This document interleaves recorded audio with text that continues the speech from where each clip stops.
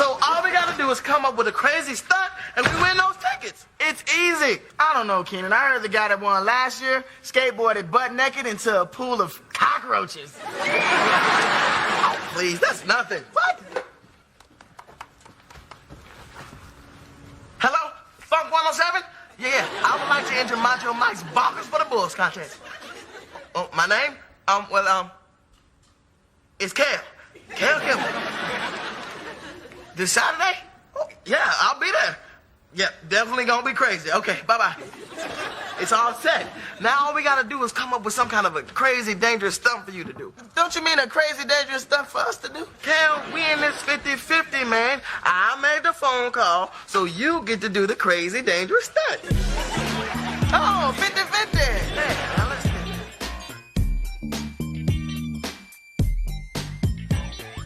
it. Hello in TV land. My name is Adam. And my name of your co-star is Aaron. And we are here to talk to you about Keenan and Kel. In our show, Keenan and Kel with Adam and Aaron. Adam, I forgot how they introduced themselves this episode, and I didn't write down Kel's. It was just Keenan. And I did not take notes because, as we've been discussing, this episode was a doozy. Yeah, it was a real stinker for us. But we're going to power through and share it with everyone, our thoughts on the contest. I almost wish this episode didn't exist. The season's so big. It's 22 episodes. I don't think they needed this one. I don't know how you could have run out of ideas.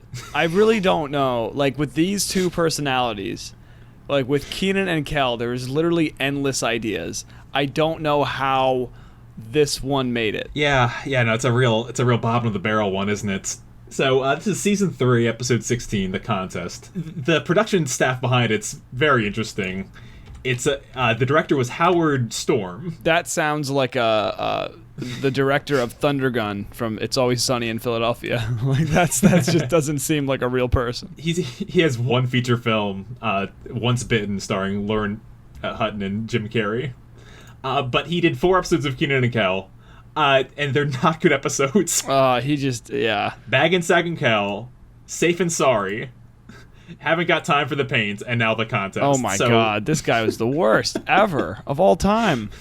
Probably going to be our lowest ranked director, like coming out of this. Oh, he's already in the bottom. And it's written by someone that only wrote 1 episode of the show, believe it or not, who's named Chris Brown. And it might be that Chris Brown. Really? There's no hyperlink. So it's anyone's guess. It's just a random name, Chris Brown. I've heard of sometimes that writers will, to like dissociate themselves from a project, use like a pseudonym. They wanted to test something. Yeah. It was a failure. There's a big thing, I think, on like the Star Wars Clone Wars TV series. The first guy that played Jar Jar Binks got like all kinds of hate and stuff like that, so they created like a fake name for this person. To play this character, so that no one would know. Could you imagine? Star Wars has been your favorite thing ever. Like you grow up, you dream of being in Star Wars or playing some small role. You know, the new movies come out, and you're like, oh my god, that guy, him. I do a really good impression of him. And then you actually apply for the job, and you get it, and then people hate you. And they send you hate mail. That's so sad. That's what happens for most of the people in Star Wars nowadays. It's just a real... Yeah, Star Wars is a real... Yeah, no way. Don't get involved. I almost wouldn't wish anyone to join the cast. I think we have to talk about it sooner or later. Let's talk the contest. Okay. So, enter stage center. There's Keenan wearing his blue windbreaker with the white line down the sleeve and a green polo. Kel's wearing his teal with like dark blue or black stripes sweater with overalls. Yep, and he's got a fedora on. A fedora that matches Keenan's jacket. Oh, how fortuitous. Because the first thing Kel does, because he's brimming with energy, he takes off this fedora and gives it to Keenan. He runs to stage right, then he... or somebody embodying him, does, what is it, back handsprings, about like 10 of them across the stage. Yeah, goes forward, then goes backwards across there to the uproar of the crowd. I was going to say, how many times does he go? 1, 2, 3, 4, 1, 2. I remember like 8 times back and forth. 8 times. Yeah, and then he does some like cartwheel things, springy jumps on the way back. And then he cartwheel springs his way all the way over to right next to Keenan, where Kel, raises his hands up. I have to say that last one, there's like at least one real cartwheel in there. Yes, yeah, you're right. Kel does one real cartwheel From the final Kel. I would hope that Kel can do a cartwheel. I think so.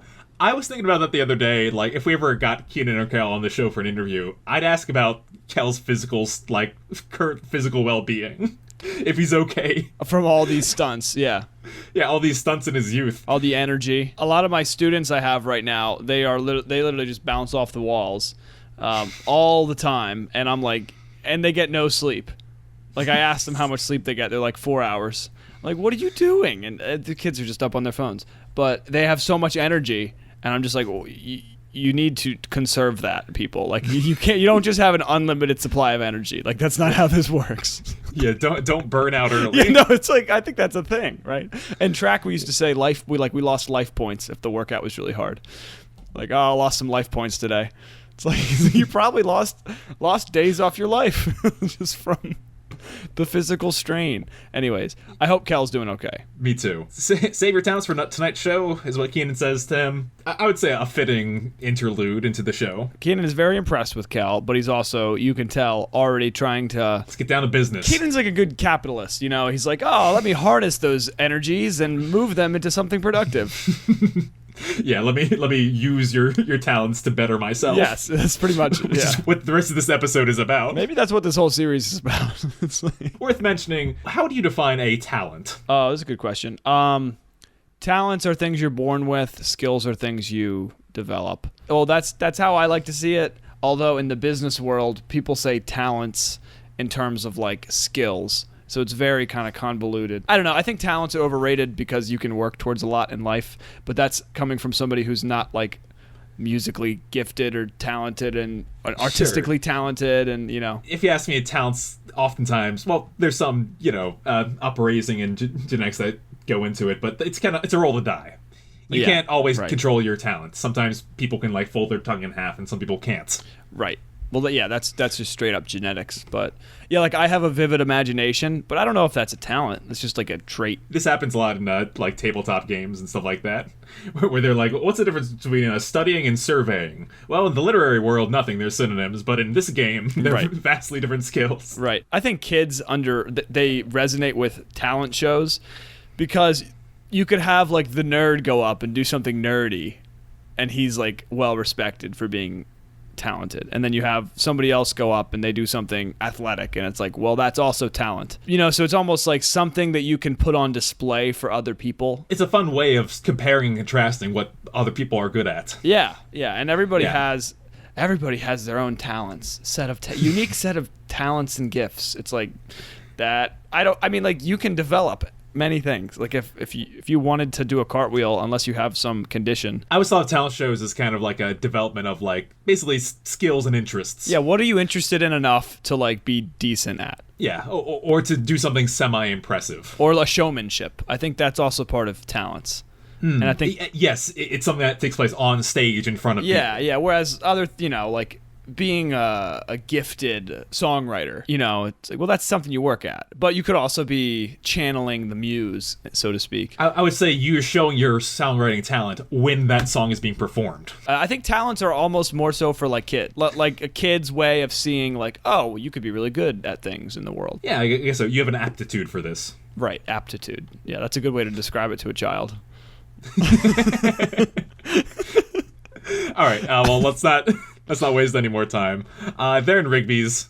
Keenan's listening to the radio, and Charlotte's there too. Charlotte's on the step stool, helping Chris put stock stuff. Chris has his clipboard. Keenan's leaning in, listening to the radio. And there's a very realistic radio voice on there.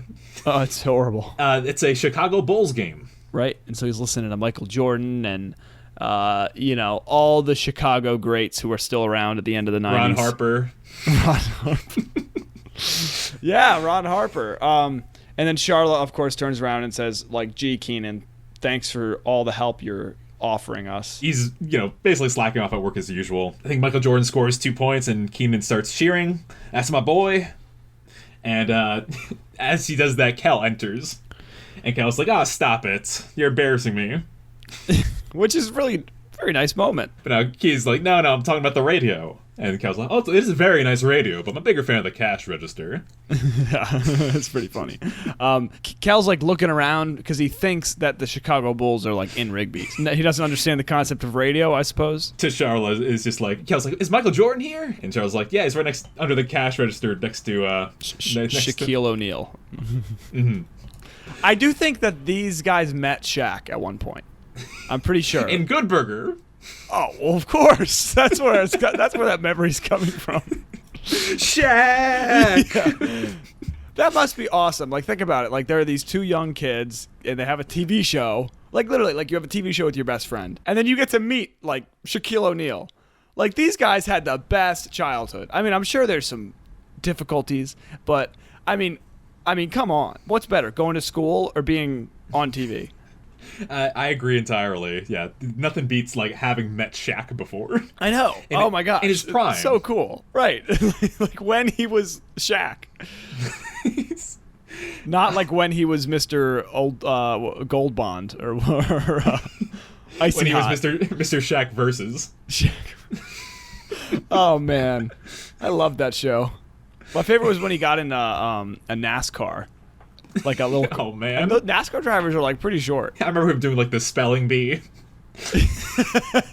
And there's an episode where he just hung out with Justin Bieber the whole time. Yeah, like young Justin Bieber, like baby Justin Bieber, like the song.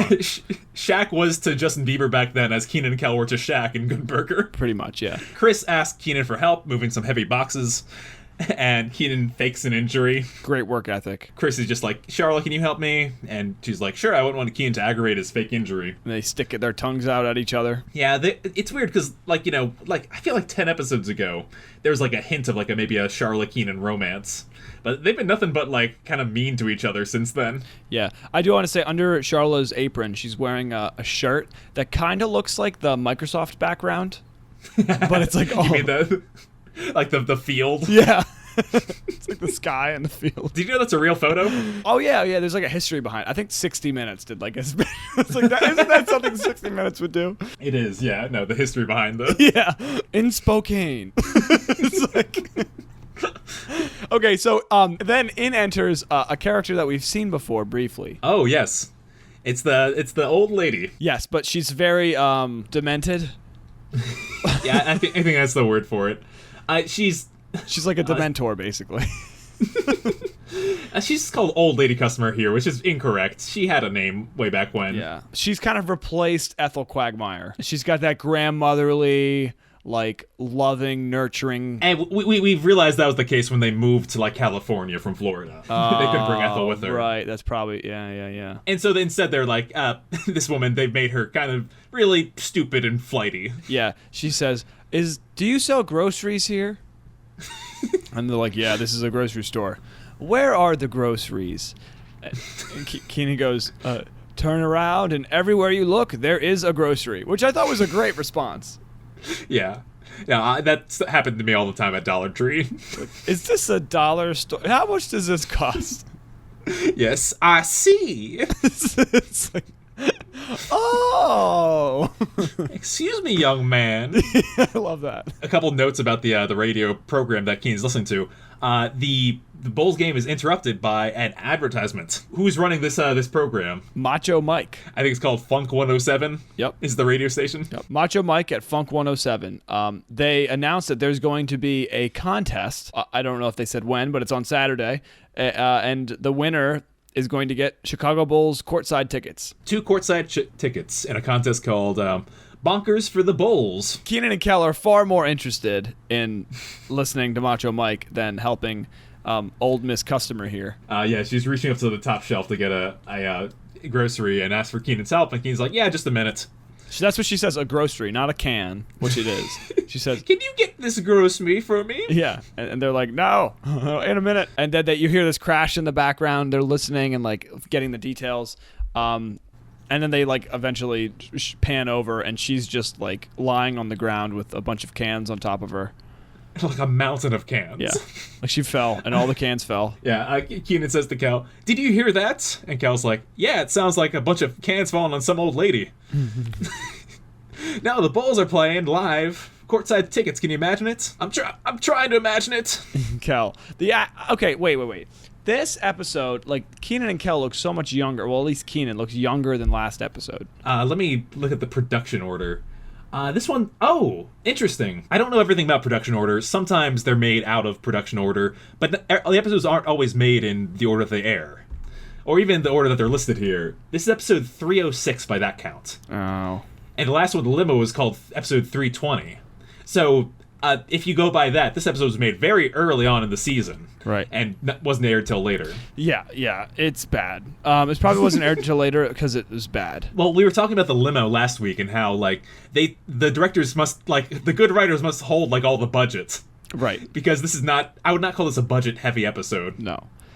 Except for these cans. So this old lady is just covered in cans. And then, at the last moment, she holds up, how much does this cost? And Keenan's like, 59 cents.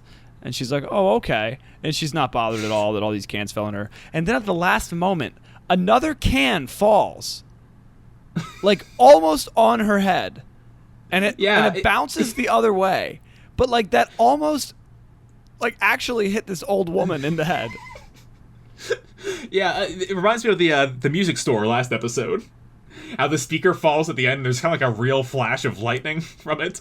Right. Yeah, so there's some real danger on this show. I there's some stuntmen too, I gotta say. There has to be, yeah. And they get their work in. They do. So that's pretty much the end of the scene. We cut to the Rockmores. Roger's trying to fix the lamp. He has the lampshade off. He's like trying to unscrew something, and Cheryl goes, "Did you change the light bulb?"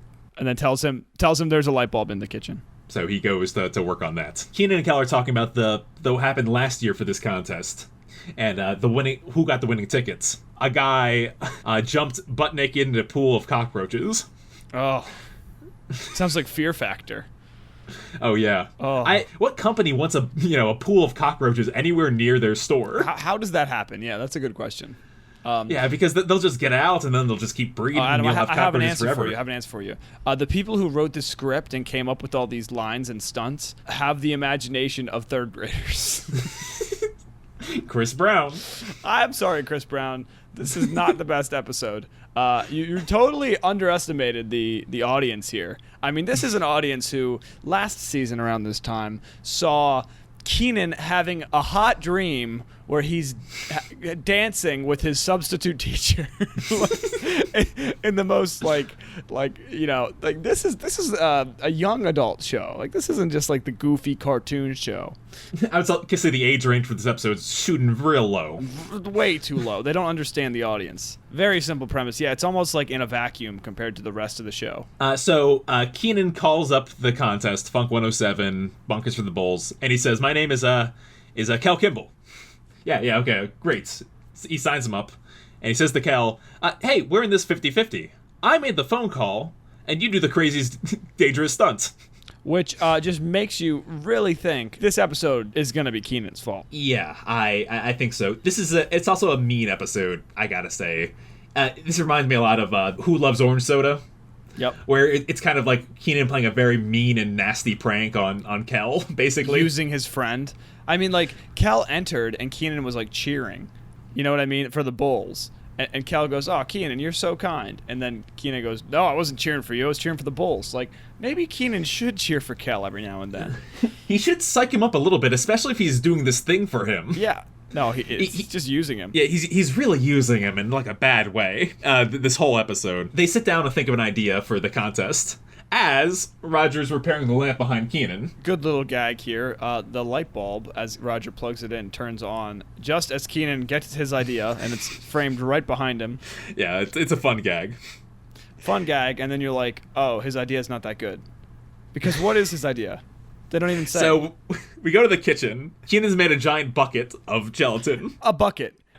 And this is funny. He explains the plan to Kel. He's like, "You're gonna stand upside down with your head in this gelatin, In this flavored gelatin." And then Kel goes, "Oh, thank you for this idea with this flavored gelatin," or whatever. And it's very clear they can't say Jello. Yeah, they have to use flavored gelatin. Gelatin. They have to say what it actually is. Did you catch what flavor it is? Because Kel's upset that it's not orange. It's fruity something. Fruity Tooty. Fruity Tooty. And Kel's nervous because he's like, what if I can't breathe? So Keenan has a perfect plan.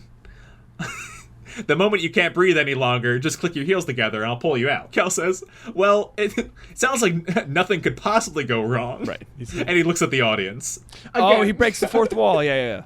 yeah, he just... I really like that fourth wall joke. I don't know how much it belongs in this show. I don't know how much it belongs in this scene and this episode, because like if you're relying on the fourth wall to make somebody laugh, that's almost like a last resort. You want to use it sparingly. Yeah, you want to use it in the right way, right? Like if Michael Scott breaks the fourth wall when he's done something horribly awkward and just like painful and like glances like in shame, that's one thing. Maybe this would have been like really good as like the last gag. Like, after several things, Right. terrible things have happened to Kel, then he's like, well, this sounds like the perfect plan, and looks at the camera. Right. Yeah, but as it stands, it's very early on. Yeah, so Keenan puts it at the base of this wall. Kel willingly just kind of like, puts his... Handstands into Yeah, it. he stretches a little bit, then he handstands right into it, puts his head right in the bucket. And the phone rings. This is a stunt double because he's actually doing a handstand. His feet are not against the wall. Yep, and as he's doing that, Keenan answers the phone. And his call is very funny here. Behind him, as you can guess, Kel is clapping his heels together, knocking everything off the wall, and clearly in desperate need of air. It's a pretty good. It's a pretty good gag. It's pretty funny skit. Honestly, it seems like the person who wrote this episode was writing skits, and this is kind of funny. I would say that the episode, there's parts of it that are real good, but as a whole, it's not a really Horrible. consistent story. Horrible. It gets worse from here, people. This is the best it gets. Keenan's all, 1995 does sound like a pretty good deal. And you'll throw in the magic dicing wand with no extra cost? Yeah, and then Kel realizes that he can kind of just like put his feet down on the ground, stands up, tries to grab Keenan, and Keenan still doesn't turn. He slices through a boulder as easily as slicing through bread? Keenan has that on his jeans. He's got that like, like that little loop from the back pocket to the front pocket. Ah, like the hammer loop. Yeah, he's got one of those. Carpenter jeans. I haven't seen those in forever. I think I had them in like the late aughts. Yeah, I had them before, but not in a long time. So Keenan like goes to slowly hang up the phone, and then he helps Kel out. He doesn't hang up the phone. He says, "Can you hold on a minute?" Puts it. He rests it down, and then he helps Kel. And Kel says his catchphrase with a fun twist: "Who loves air?" Yeah. Kel loves air. Is it true? Oh, Yeah, I do. Yeah. Again, goofy. We jump cut to a barrel rolling down the steps. Yeah. After Keenan ends the scene by saying, "That was awful. I'm gonna think of something else for you to do." Yep. The cut to the next scene is like the image of the stairs, but before it cuts, it like highlights the outside of the screen in red, and then it just kind of like slides down. Yeah, it's a little weird transition. The cool thing about this barrel is you really see Kel fly down there, right? Yes, you see Kel's legs hanging out of the barrel. A pair of jeans fly out of the bucket. Like they could have done another take. This must have been the last day of filming. They must have spent all their time on the outdoor set that we'll see later. There's not like 22 minutes of episode in this episode. No, I really think this reminds me of if you had to make a funny, like you're in freshman year of high school and your assignment is make a funny video with your friends. Like this is what you'd get. You'd get like a bunch of stupid shit. It does have that vibe, doesn't it? It's like a home video. Film the Odyssey. Film the hero's journey in the Odyssey. You're just like walking through the woods. I feel like they maybe filmed like 5 different like sketches like this, and then they like pick the best like 3 because there's no real rhyme or reason to them. The problem with this episode is that nothing really builds. They just keep doing random stuff, and it's not like the freezer burn, for example, where like things get worse and worse and worse. Right, and that's Keenan and Kel. Like you want things to get worse and worse and worse. And so if they had the same stunt and they were trying to perfect it, it would be funnier. Because that's like more classic, right? They slowly escalated the canon bits, including crazier and crazier elements. That would make more sense, right? Like they try to catch things. So after the barrel rolls down the stairs, Kel tries to pick up a 100-pound piece of concrete that's tied to a chain with his tongue. Yeah, and then his tongue stretches. It's clearly a fake tongue, but it has like one of those like industrial clamps on it. Oh, it's just terrible. It's terrible to watch. In the School of Animation, different shows have what's called like a series Bible, and it's rules that the world operates under. And like I bring up animation for example because characters are like drawn in a certain way. Like, if you watch episodes of The Simpsons from pretty much past season 1, there's rules about their facial expressions and dimensions and stuff like that, so they're not wibbling and wobbling all over the place. Right. This episode makes me feel like there's no series Bible for Kenan and Kel. Yeah, because it's just bad. Suddenly the rules are crazy cartoony. Yeah, the tongue thing is like, come on now. Like, what? Yeah. Well, we've seen two things in the past that come to mind. Kel's like, insides turn orange because he drinks so much orange soda, and he downs a tankard in like 5 seconds. Right. Like, I get that, but physically, he doing stunts like this is like a new ground. Yes. Adam, are you familiar with Badlands Chugs? I'm not. Okay. Badlands Chugs is this large man who is famous on the internet for chugging things. Okay. Various liquids and things like that. And so it's worth a watch. He gets like 20 million views per video. It's pretty amazing.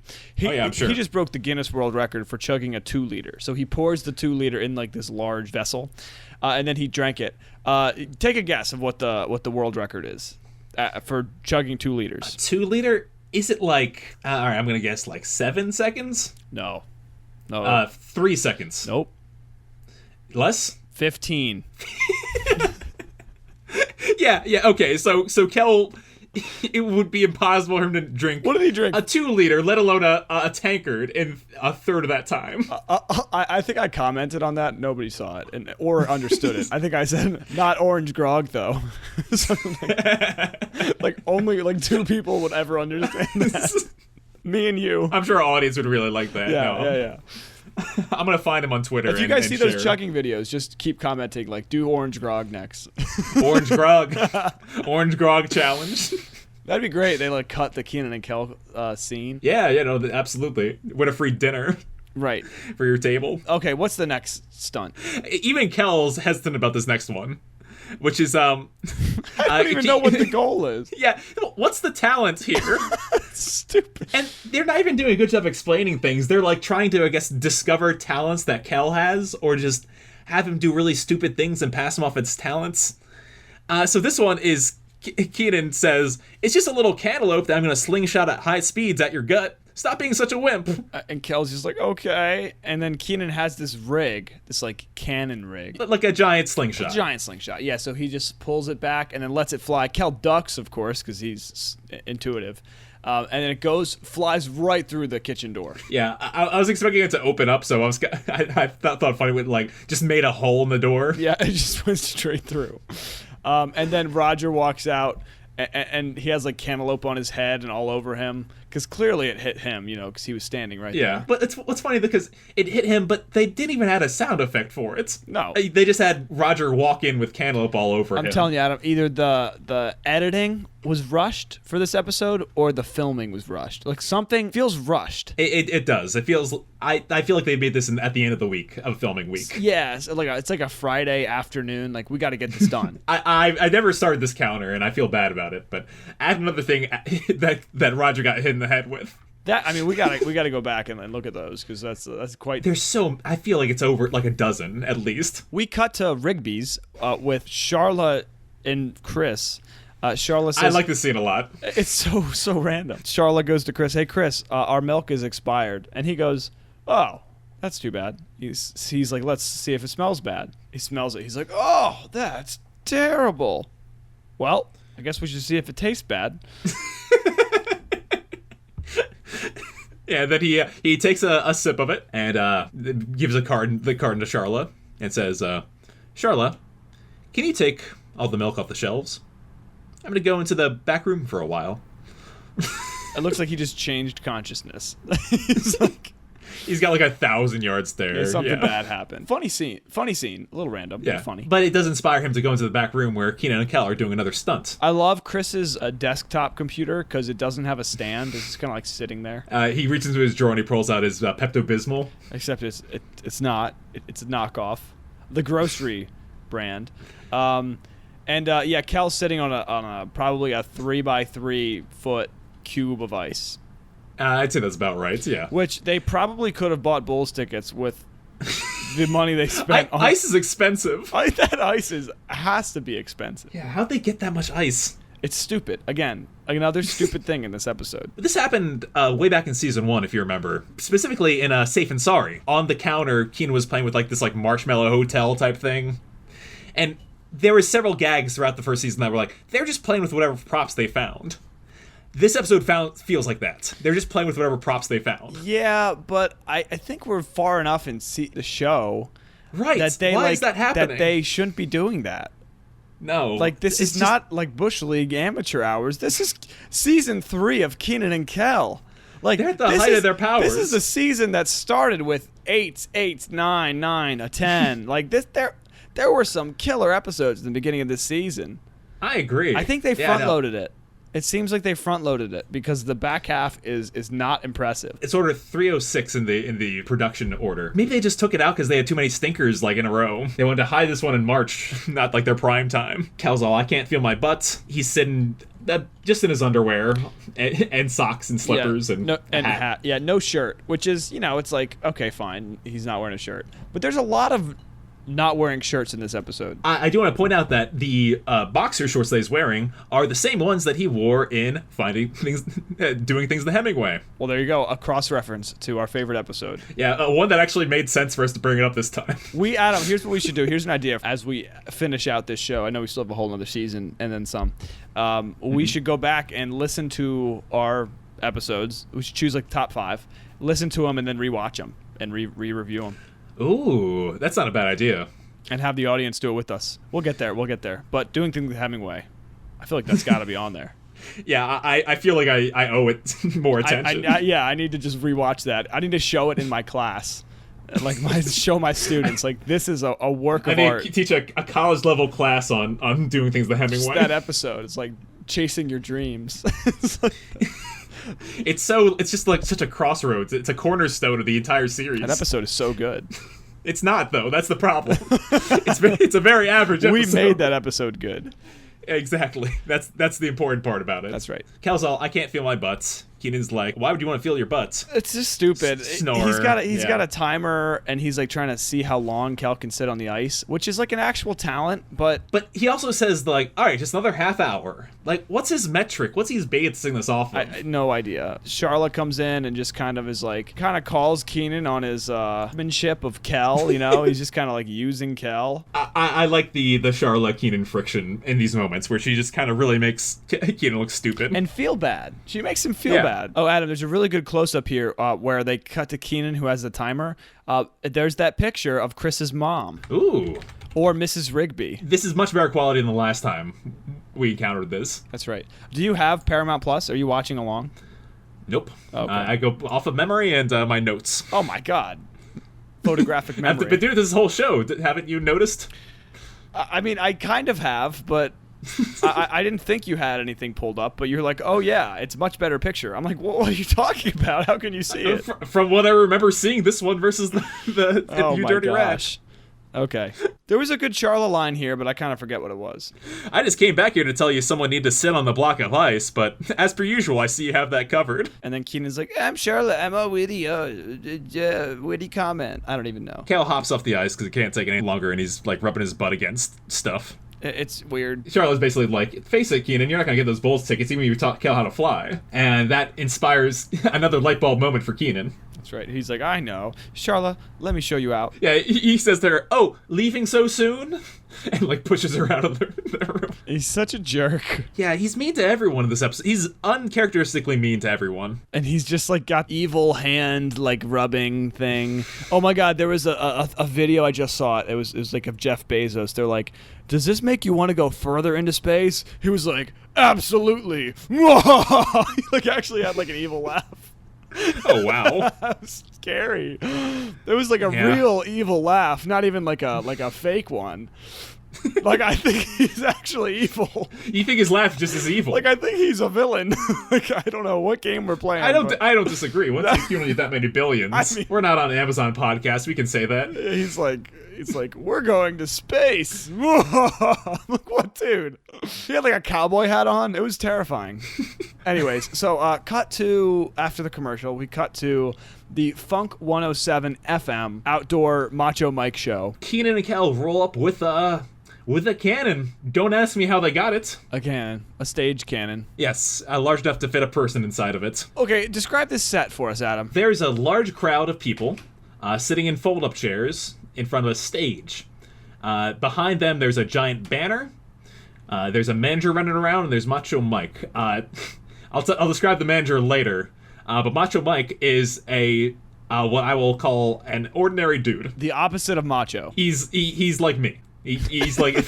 And he's wearing a tank top that says Funk 107 FM. Adam, maybe another t-shirt, although it's not that memorable. And it's memorable for being taken off, Yeah, I should say. Yeah, he's like cheering on the crowd. Everybody loves him. He's Macho Mike. He literally looks like a nerd character in GTA, like somebody you'd Yeah, go to for like he's like all nervous, giving you like directions or something. I will say his hipster glasses have aged very well. They have aged well. In like 1999, they'd be called nerd glasses, but in 2021, those are just regular glasses. I honestly think most of the outfits in the audience have aged fairly well. Oh yeah, it's rare to see something too crazy. I mean, denim is back. It's everywhere. Yeah, I will say the year 2000. Once we get into that, things get a little wackier. Oh, it's like the 90s. People embrace the millennium. The 90s never ended. And yeah, so he takes off his tank top and you see a very like not muscular dude. But he's Macho Mike. I do like his first line that he says. He comes on stage and he says, "Hello, Pittsburgh." And then he gets like radioed in. Is like, I mean Chicago. That speaks to like what's he up to? Like what kind of bender was he on? Right. What kind of lifestyle does Macho Mike live? Yeah, and then there's just like this like pennants, like the pennants you see at like a fair, with like balloons. They're clearly just like in the parking lot. Like this is not much of a set. It's not really outside either, too. It is a set. Who's the first talent? Her name's Gretchen. Gretchen, she goes up on stage and she tries to put herself in a pretzel form. In the shape of a pretzel. Shape of a pretzel. Yeah, she's not a ventriloquist. What's the word I'm thinking of? Extortionist? No, that's not it. And then she like can't do it, and then she like tries again, and then she does. She like lays her on the back. Contortionist. And then she does it, and while she's trying, Keenan and Kel are like talking. We forgot a piece. Well, in the back with the ice cube. Chris heard about the contest and was like, "Oh my gosh, I need to do that. I need courtside tickets to the Bulls," which I didn't think Chris was a big sports fan, but apparently he is. So he shows up with pink hair and eyebrow piercing, and he's like, "Yeah, this is my act," or whatever. This is the crazy thing I did. Don't I look crazy, gang? What do you think about this look on Chris? I have no comment. I hate this episode. He looks like he has one of the wigs from like the Bet episode of Drake and Josh. No, they just got stuff and like sprayed it in his hair. Yeah, it's not a great look. And so the manager comes up to him and he asks him, "Hey, what's your talent going to be?" And he's like, "Oh, I have pink hair and an eyebrow piercing." And then he looks over and he sees that the manager has pink hair and an eyebrow piercing. So that's the joke. That's the terrible, terrible joke. He's like, "Yeah, what's your talent?" And he's just like, "I'm just here to watch." In response to seeing this lady twist herself into the shape of a pretzel, Cal says, "I wonder if she can twist herself into the shape of an ice cream sundae." Yeah. And Keenan says to him, "Maybe she can twist herself into the shape of a brain you can put in your head." I just hate this because like I hardly even remember this. But then she gets stuck. Yeah, she gets stuck and she has to get like pulled out of there. It's like awful position. The whole scene is just uncomfortable. There's like a scrawny, creepy looking guy without a shirt on. There's this woman who goes up and like tries to like put her legs behind her head, and then there looks like this guy from this insane asylum who's trying to jump into a kiddie pool. Yeah, he's gonna climb up this ladder, this high dive ladder or something like that, like 30 feet in the air, and jump into this kiddie pool of pudding. Is that what it is? It's so stupid. Like, who came up with these ideas? Again, I think it might be based off like props they had, but that doesn't make sense. I know. They build a ladder and they fill the kiddie pool with pudding. Macho Mike counts him down, and on like 6, he jumps. And they drop a dummy down into the pool and cut away. So they've got this cannon, and Keenan's like, I'll light the fuse and you'll fly across the air and we'll get those tickets. And then Kel's like, Keenan, that might be dangerous. You could burn your hand. And he's all, that's a risk I'm willing to take. As they learn, it's not one stunt gets 2 tickets. 2 people get 2 tickets for doing 2 crazy stunts. Right. And so Keenan's all like, oh man, now I'm gonna have to do the cannon stunt with you. And he's like, it's dangerous. And Kel's like, you weren't concerned when it was me doing it. Yep. And it's just that stupid. Like, this is how bad the banter is this episode. Kel's like, we're not gonna both fit into the cannon. And Keenan says, we have to try. Yeah. I love that catchphrase. That is a great catchphrase. And them trying involves just him shoving Kel down head first and like trying to say and saying like, if I get you in first, then maybe I can get in behind you. Kel's idea is that you can fire me and then just stand in front of me and I'll grab you as I leave. I mean, like, honestly, like, they could have done this with like a parachute and put the parachute in front and try to like actually fly. Yeah, or tie a rope to Kel who's in the cannon. And like put it around Keenan. It's stupid anyways. It's all stupid. It's so stupid. Kids, don't play with cannons. I don't like this episode, Adam. I can't stop saying it's stupid. The next guy, okay, so the dummy falls. He gets carried away because he like broke his ankles. He fell in this kiddie pool of pudding. It's hard to see exactly what happened. Keenan's like, comment like, oh, he missed the kiddie pool. But I don't get it. All right, who's the next guy? He's a guy that's going to get shot out of a cannon. What? Oh, no. So stupid. Long story short, they're bantering back and forth about Keenan and Kel are like, he's getting shot out of a cannon. Oh, my gosh. Well, what's our idea? Blah, blah, blah, blah. Keenan and Kel have an exchange that's very much like what the writer was thinking. Like, I don't know what to do now. I don't know what to do now. What do we do? Let's fill up airspace. The guy gets shot out of the cannon, and then all the audience watches him fly across. Like, you don't see him flying, you see the audience looking, and they're all looking in different directions. I didn't catch that. Oh, it's bad. Like, I also want to say our cannoneer is called Yettle Gibbs. Oh my god. Like, they weren't even trying with the names. So Kel, hearing the stunts, like, oh, that means we're gonna get the tickets, and Keen's like, nah, Huckleberry, that means he'll get the tickets. And then Kel and Chris go, Huckleberry. It's a good gag to come back, but come on. The guy clearly watched Keenan and Kel. He's seen episodes. Why did he come up with this idea? No time to panic, no time to panic. You're up next, time to panic. They get called up on stage, and Macho Mike's like, here's Cal Kimball, who's going to get shot out of a cannon. So original. And yeah, Keenan's there. He's like, I'm doing it too. And we're not going to shot out of a cannon. We're doing something else. They won't give him any extra time. So what does Keenan come up with? People use a phrase in TV history called jumping the shark. Like, it's a kind of a low point in the series run. Do you think this is that moment? Yes. This is the low point of Keenan and Kel. This is the worst concept I have seen so far on this show. Keenan goes over to Chris's bike and wheels it on stage. And what does he say? We're going to eat this bike.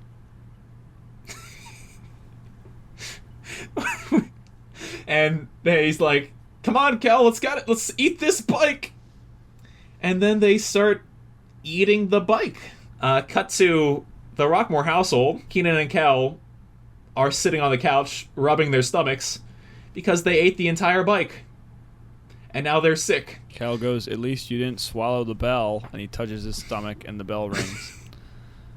Yeah. And not only that, Adam, not only that, but Mrs. Rockmore comes downstairs, asks them how they're feeling, and Keenan's like, well, pretty bad after we ate the whole bike.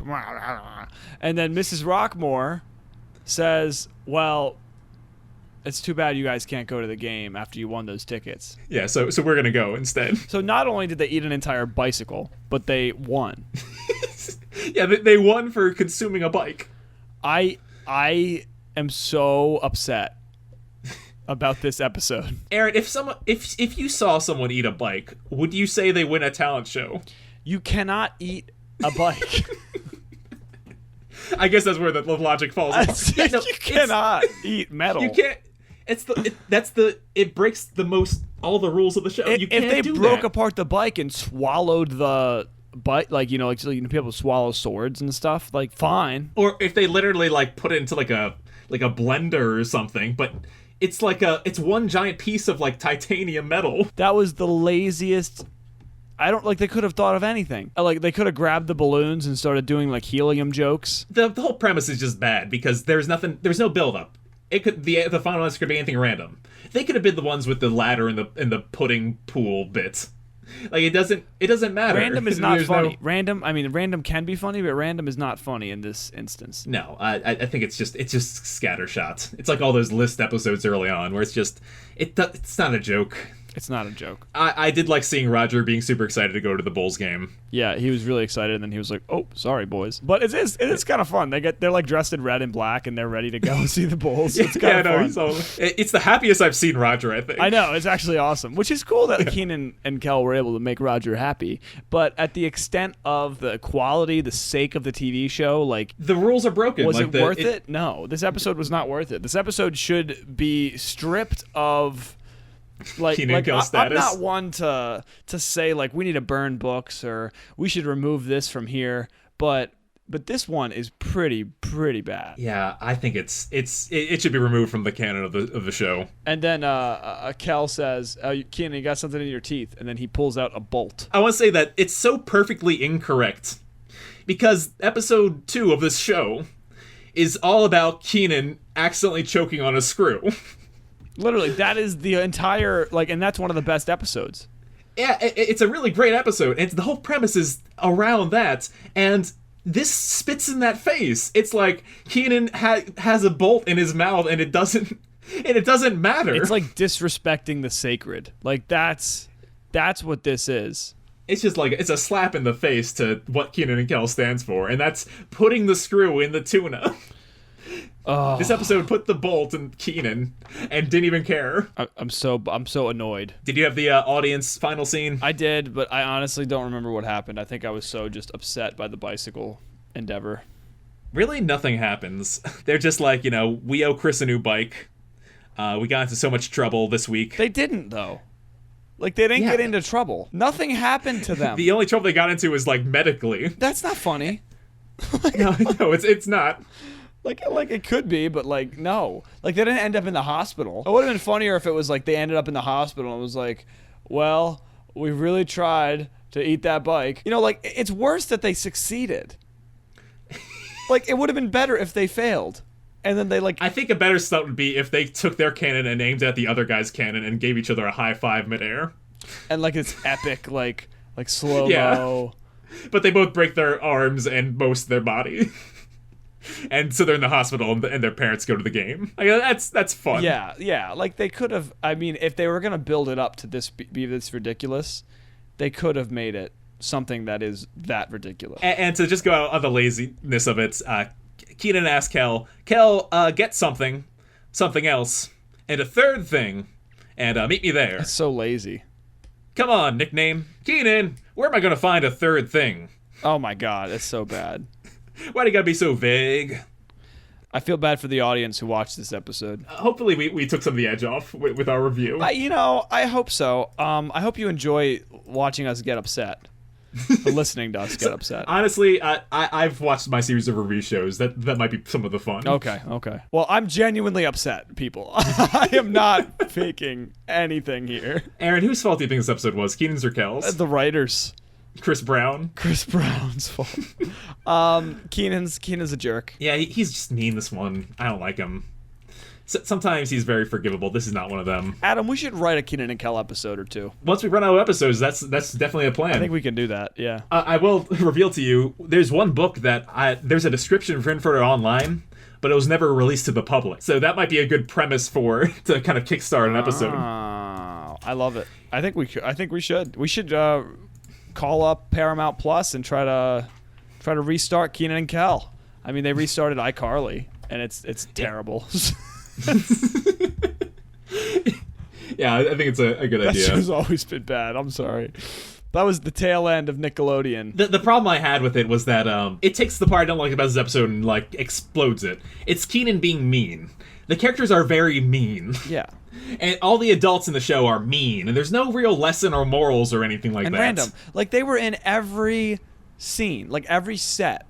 They were in the Rockmores. They just weren't in Keenan's room, but they were in the Rockmores' house. They were in the kitchen. They were in Rigby's. They were in the back of Rigby's, and they were in this whole new set. And just nothing happened. Like, it was just all goofy. All just, like, unbelievable Keenan and Kel. It felt like season 1. Like, they were still getting their footing. It felt like a bad season 1 episode that they didn't get it right. That's right. This was not right. IMDb, I think, will agree with you. Yes. It's ranked pretty low. I think very low. With a 57 out of 62. That's like bottom 5. Oh, Adam, when's the last time you checked your Keenan and Kel episode rankings? Well, I made this list when we started the show over a year ago. Oh, no. It's changed. Where is it? It's 62. 62? It's dead last? No, it's 61. Sorry. 61. It's that low. Yeah, I don't know. I was looking at it because I remember I haven't looked at the episode list in a while because I've just been trusting your judgment. But on IMDb, like, it's changed around, and so the second episode is no longer Taming of the Screw. It's Two Men in a Cineplex or something like that. It's the one where he gets stuck in the fence. No, that's fenced in. What's the Cineplex one? 3 Girls, a Guy in a Cineplex is an episode in season 4 that we haven't seen yet. Oh. My bad. It makes sense. These are all based off, fan ratings and stuff like that. So they'll see an episode, and if people give them more pluses, they'll go up. Honestly, okay, so the season finale of this episode, let me reassess my what numbers I'm pulling from. Yeah. Make sure we get the most up-to-date data. But anyway, the contest, it's very low, the penultimate episode. Out of 10 bottles of orange soda, how many would you give the contest? I give it a 4. Is that your lowest rating? That's my lowest of all time. I've never gone below 5. You did once. Oh. In the line of Keenan, you gave a 4. Yeah, you had a 5 originally, but then you knocked it off. Well, then I'll give this, I'll keep it at 4. 4 is pretty bad rating. I am also going to give this episode a 4. Put it next to the bomb at my lowest, just because I really didn't like it. It was amateur hour. It was really bad. We expect better of the show, I think. This happens every time to critics and people that review stuff. It's like, we become such a big fan, sometimes you can get disappointed. Yep. Adam, so this new list, it's Bye Bye Keenan Part 1, 3 Girls, a Guy in a Cineplex is at number 2. Merry Christmas Keenan is number 3. Taming of the Screw is number 4, and Bye Bye Keenan Part 2 is number 5. Oh, I have 3 Guys and Girls, the Simplex number 2. Merry Christmas Keenan I had at 5. So there's been a little reshuffling. I think is what it people are sounds watching Keenan and Kel. They need to learn about the podcast. Yeah, we'll spread the word. And if you have any friends that might be interested in the show, pass it along to them. There's one last fun thing I want to share about our show with the crowd here. We have listeners in 40 of the 50 states. Wow. We're getting all across the states. So a push that, like, the sheriff with our friends. There are 10 states where we do not have listeners. If you know someone in one of those states, please share the show with them. Well, Adam, what are the states that don't have listeners? Alaska, Hawaii, Idaho, Kentucky, Maine, Montana, Rhode Island, Vermont, West Virginia, and Wyoming. I feel like I know some people in those states. Me too.